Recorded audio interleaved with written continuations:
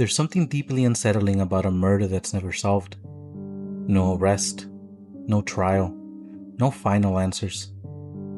Just fragments of evidence, terrified witnesses, and families left staring at a question that never goes away. Tonight, we're diving into two unsolved murder mysteries. The first one is disturbingly recent, caught on camera in a place where no one expected violence. The second one takes us back to more than 50 years, to a killer who seemed to want to be remembered. Lock your doors, turn down the lights. Let's begin. The murder of Missy Bevers. In the early morning hours of April 18, 2016, in the quiet town of Midlothian, Texas, a woman named Terry Missy Bevers arrived at a local church. Missy was a fitness instructor. That morning, she was scheduled to lead an early workout class, the kind attended by people who wanted to exercise before the sunrise, before work, before the world fully woke up. Security footage shows Missy entering the church just before 5 a.m., but she never left. What investigators would later discover is one of the most eerie pieces of surveillance footage ever released to the public, because someone was already inside. Just under an hour before Missy arrived, cameras captured a long figure wandering the church's hall. They were dressed head to toe in police-style tactical gear: helmet, vest, gloves, boots. Their face was completely obscured. They moved slowly, casually, not like someone in a hurry. At times, the figure used a tool, believed to be a hammer, to break glass doors despite other doors being unlocked. They didn't appear to steal anything. They didn't rush. They didn't seem lost. Instead, they wandered, almost like they were waiting. What unsettled investigators most wasn't just the disguise. It was the body language. The odd gait, the relaxed, almost playful way the figure swung the tool, as if they had all the time in the world.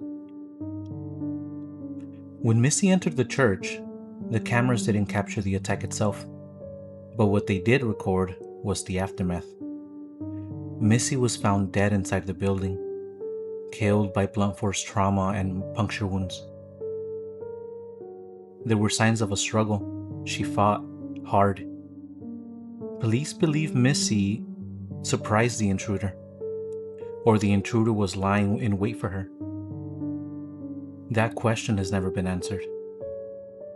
From the beginning, investigators explored multiple possibilities. Was this a random burglary gone wrong? Unlikely. Nothing was taken, and the disguise was far too specific. Was this a targeted attack? Possibly. Missy was in the middle of a divorce. She had personal relationships that investigators examined closely. Her husband was out of town at the time, and while he was scrutinized heavily by the public, police never named him as a suspect. Another theory suggests the killer mistook Missy for someone else, perhaps expecting a different person to arrive. But then there's the footage, the gear, the calmness, the confidence. Whoever this person was, they didn't panic.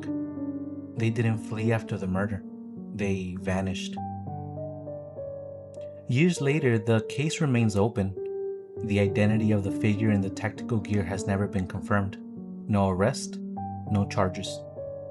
Just a haunting video of someone walking the halls in a church, moments before committing murder. And somewhere out there, the person who killed Missy Bevers knows they were captured on camera, yet they've never been found.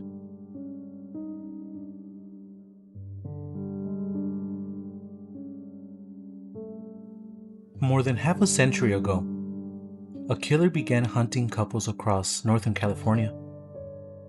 Unlike most murderers, he didn't hide. He wrote letters. He taunted police. And he demanded attention. To this day, no one knows who he was. He called himself the Zodiac.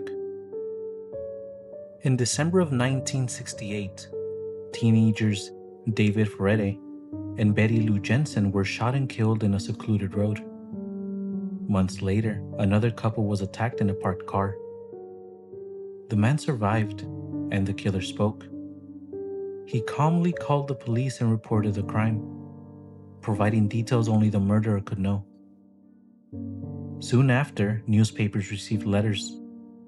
Inside were cryptograms, coded messages, threats. The writer claimed responsibility for the murders and promised more if his letters weren't published. The papers complied. Over the years, the Zodiac sent dozens of letters. Some included pieces of victims' clothing as proof. Others contained elaborate ciphers. One message famously stated that killing people was better than hunting animals, because humans were more fun. In one letter, he claimed he was collecting slaves for the afterlife. Whether that was belief or delusion, no one knows. Some ciphers have been solved, others remain a mystery. A killer in plain sight.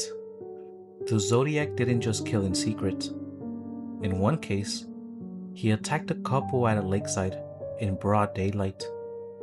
Witnesses saw him, spoke to him, yet descriptions varied, and every suspect fell apart under scrutiny. Over the decades, dozens of names have been proposed, none proven.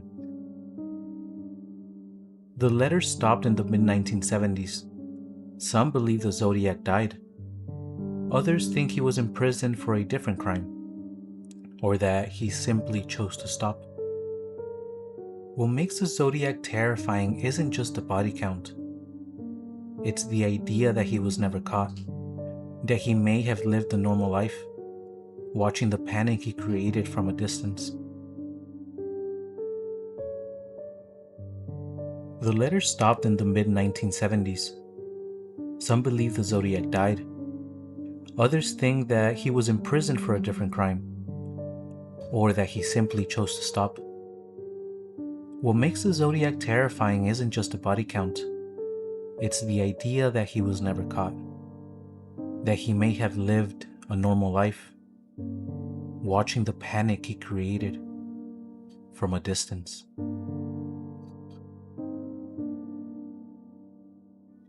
Two killers, two eras, one truth. Some mysteries never end. Someone somewhere knows what happened in that church in Texas. Someone somewhere knew the man who called himself Zodiac. And until that truth comes out, these stories remain unfinished.